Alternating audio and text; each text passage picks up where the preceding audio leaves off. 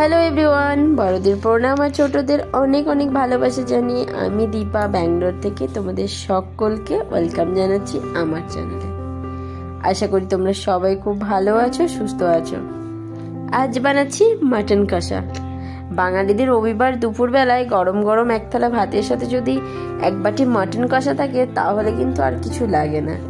তো সেই মাটন কষাই আজকে আমি তোমাদের সাথে শেয়ার করব। তো চলো দেখতে থাকো।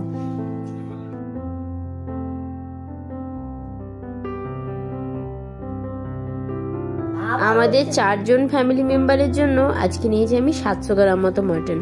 700 গ্রাম মাটনকে প্রথমে ভালো করে ধুয়ে বেছে একদম সুন্দর করে একটুখানি নুন আর একটু সর্ষের তেল মাখিয়ে রেখেছি। আমার বাবা যেহেতু একটু খুব ভালো শেফ, তো বাবা বলে একটু নুন আর সর্ষের তেল মাখিয়ে রাখলে না মাটনের স্বাদটা নাকি একটু ঠিকঠাক থাকে। অনেক সময় দেখবে মাটনের স্বাদ গন্ধ অন্যরকম হয়, তো একটু তেল আর নুন মাখিয়ে রাখলে না বেশ ওই যে কাঁচা একটা কিরকম গন্ধ থাকে সেটাও চলে যায় আর নুনটাও বেশ ভালো হয়। তো সেরকম প্রথমে কেটে ধুয়ে একটু সর্ষের তেল আর নুন মাখিয়ে রেখেছি। তারপর একটু কড়াইয়ের মধ্যে তেল দিয়েছি। তো তেল দেওয়ার পর যেমন যথারীতি আলুটা ভেজে নিতে হয় সেরকম আলুটা ভেজে নিয়েছি। আলুটা সুন্দর করে গোল্ডেন কালার হওয়া অবধি একদম এপিট ওপিট করে সুন্দর করে ভেজে নিয়েছি। তো গোল্ডেন কালার এসে যাওয়ার পর আলুটা উঠিয়ে রেখেছি। তারপর সেই তেলটার মধ্যেই দিয়ে দিয়েছি একটু শুকনো লঙ্কা, তেজপাতা, গোটা এলাচ আর একটু জিরে ফোড়ন। ফোড়নটা একটুখানি চড়বড় করে আসলে সুন্দর একটা গন্ধ বেরোলে সেই ফোড়নের উপরে দিয়ে দেব কুচিয়ে রাখা কিছুটা পেঁয়াজ। পেঁয়াজটা সুন্দর করে ভেজে মানে একটু গোল্ডেন কালার এলে তখন তার মধ্যে দিয়ে দেব একটুখানি পেঁয়াজ আর একটু রসুনের পেস্ট। আমি সবসময় চিকেন বা মাটন যাই বলো দুটোতে না একটু দু রকম ভাবে পেঁয়াজটা ইউজ করি, তাতে গ্রেভির কনসিস্টেন্সিটা না খুব ভালো হয়। যারা করো না একবার করে দেখো, ভীষণ ভালো হবে। তো সেই পেঁয়াজ রসুন সমস্ত কিছু ভালো করে যখন কষানো হয়ে যাবে তখন তার মধ্যে দিয়ে দেব টমেটো। আর টমেটোও আমি সবসময় কিন্তু ঝিরিঝিরি করে কেটে রাখি, তাতে টমেটো তাড়াতাড়ি গলেও যায় আর বেশ মুখের মধ্যেও পড়ে না। তো সেই রকম করে টমেটো সুন্দর করে ওর মধ্যে মেল্ট হয়ে যাওয়ার পর আগে থেকে যে আমি গুঁড়ো মশলাগুলো ভিজিয়ে রেখেছিলাম তার মধ্যে আদা, ধনে, জিরে, নুন, হলুদ আর একটুখানি কাশ্মীরি মির্চ দিয়ে তো সেটাও এবার মশলার উপরে দিয়ে দিলাম। তো সমস্ত মশলাগুলো ভালো করে সুন্দর করে কষিয়ে নিলাম যাতে ওই কাঁচা গন্ধটা না আসে। যে কোনো রান্না না কষানোর কাছেই বেশ ভালো স্বাদ হয়। মশলাও যদি সুন্দর করে না কষাও না সেখান থেকে দেখবে একটা বিচ্ছিরি গন্ধ বেরোবে, তখন কিন্তু যে কোনো রান্নার স্বাদ একদম খারাপ হয়ে যাবে। তো সেরকম করে পুরো মশলাটা সুন্দর করে কষিয়ে যখন তেল ছেড়ে আসলো তখন তার মধ্যে যে মাংসটা আমি একটুখানি কেটে নুন তেল মাখিয়ে রেখেছিলাম, খুব অল্পই মাখিয়ে রেখেছি, তো তখন সেই মাংসটা দিয়ে দিলাম। তো মাংসটা দেওয়ার পর সুন্দর করে এখন মাংসটা মশলার সাথে মিশিয়ে নিচ্ছি। আর আজকে ইচ্ছা আছে পুরো মাংসটা না প্রেসার কুকারে আর দেবো না, কড়াইয়ের মধ্যেই করব।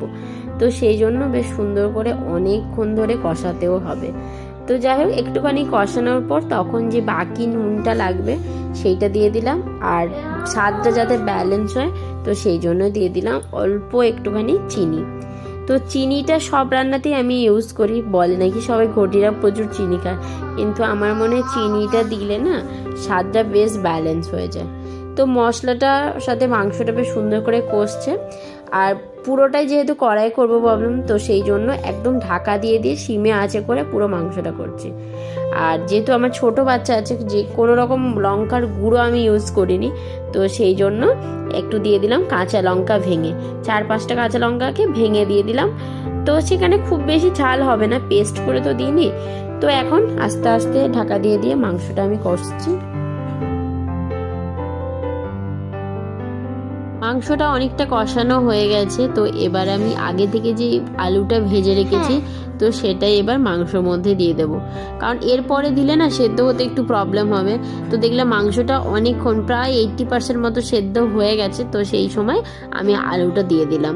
তো আলুটা দিয়েও এবার মাংসর সাথে বেশ সুন্দর কষবো, তাতে আলুর মধ্যেও যে মাংসর গ্রেভিটা বা স্মেলটা যেটাই বলো সেটা কিন্তু সুন্দর ঢুকে যাবে। তো এরকম করে দিয়ে মাংসটা দিয়েও এবার ঢাকা দিয়ে আবার সুন্দর করে মাংসটাকে কষাতে দিলাম। আর ব্যাঙ্গালোরে যেহেতু সবসময় পাহাড়ি খাসিই পাওয়া যায়, রেওয়াজি বা দেশি তো কোনো গল্পই থাকে না। রেওয়াজি খুব ভাগ্য ভালো থাকলে সেরকম পাওয়া যায়, তো পাহাড়ি খাসি না সবসময় একটা স্মেল থাকে, তো সেই জন্য চেষ্টা করি প্রেশার কুকারে দিলে ওই গন্ধটা খুব বেশি লাগে। তো কড়াইয়ে যদি কষিয়ে কষিয়ে রান্না করা হয় আর ফোড়নে যদি একটা দুটো মতো যদি এলাচ দেওয়া হয় না, তাহলে সেই স্মেলটা আর এতটা লাগে না। তো যাই হোক, মাংসটা আমার সুন্দর কষানোও হয়ে গেছে, পুরো তেলও ছেড়ে দিয়েছে। তো এবার আমি আগে থেকে একটু গরম জল করে রেখেছিলাম, সেটাকে মাংসের মধ্যে ঢেলে দিলাম। আর মাংস তো সবসময় গরম জল ইউজ করলে তার টেস্টটা বেশ ভালো হয়। তো দেখো সুন্দর কালারটাও এসে গেছে। তো গরম জল দিয়ে এবার আমি আবার ঢেকে ঢেকে কিছুক্ষণ রান্না করব। গোটা রান্নাটা হতে আমার প্রায় 35 মিনিট মতো টাইম লেগেছে, তবে কিন্তু বিশ্বাস করো স্বাদটা ভীষণ ভালো হয়। যারা প্রেশার কুকারে 12 মাস মাংস খাও তাদের বলবে একবার কড়াইয়ে করে খেয়ে দেখো, অপূর্ব সুন্দর লাগে। যাই হোক, কথা বলতে বলতে মাংসের ঝোল কিন্তু আমার একদম তৈরি হয়ে গেছে।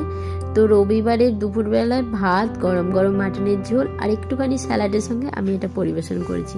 বাড়ির সবাই খেয়ে তো ভীষণ খুশি হয়েছে।